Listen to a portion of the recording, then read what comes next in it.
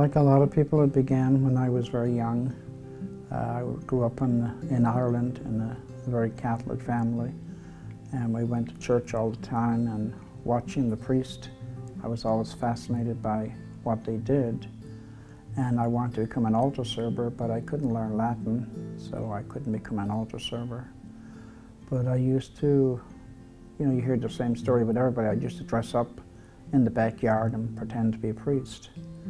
So when I got to 18, I started thinking more about it, and I went to talk to some of the priests. There was one priest in particular who was a missionary, and he was home from the missions, and I talked with him, and he went and talked to the principal of the school where I went, and the principal said, well, if it has to do with learning, he couldn't do it, because when I was 4 years old, I was knocked down and I had a head injury.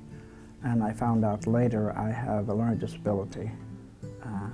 The Oblates had tested me after I joined. So they suggested I think about a brother. And the only ones we had in the area apart from the Christian brothers was the Jesuits. So I went to be a postulant to the Jesuits. It was the first time I left home, took a train, and went to this other part of Ireland. And I only lasted 2 months because I was so homesick.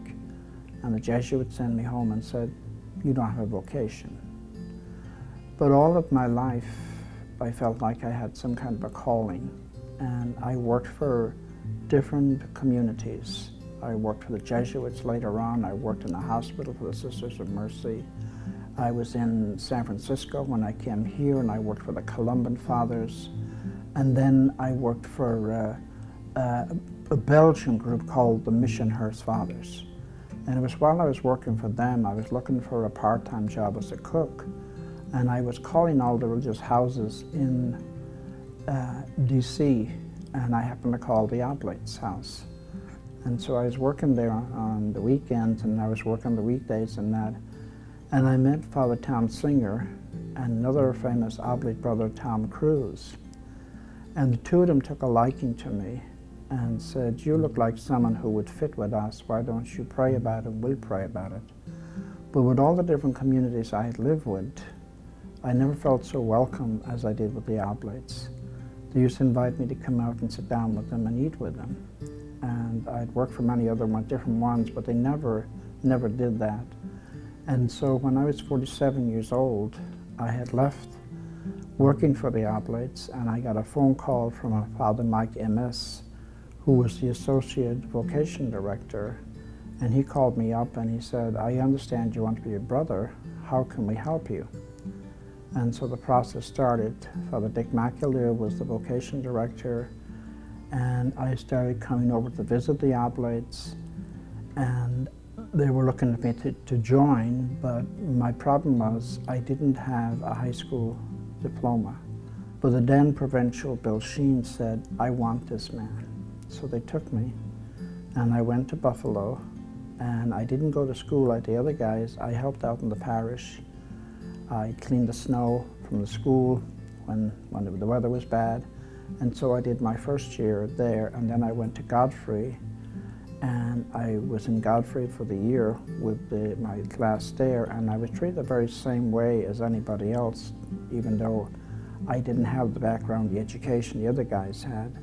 Then when I took my first vows, I went to San Antonio, to Sexton House, where I did take some auditing classes at the School of Theology. And I even took a preaching class. And I didn't have to write any papers, but I would go talk to the professors, and they would say to me, you know as much as the seminarians do about it. You got a good grasp of what we're trying to do here. Then after 3 years there, I went to down into Texas, to Midland, Texas. We used to have a parish, Our Lady of Guadalupe, and I spent a year there, but it was a lot of Hispanic, and again, I couldn't learn the language. And when I came to St. Henry's, Father Urban Figge was superior, and I said, well, what kind of ministry I do? He said, I have nothing. If you do, go to the shrine. So I went to the shrine, and I was doing hospitality ministry, and then I got involved with the liturgy and was doing the master of ceremonies for all of the liturgies at the shrine. And I held bishops and cardinals and everything else, and I look back and think I never could be an altar server now and telling priests and bishops what to do.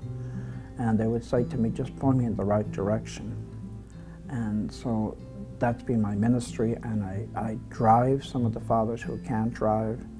So that's pretty much, I always feel that even though the Jesuits said I didn't have a vocation, if God has you in mind, He's going to come around.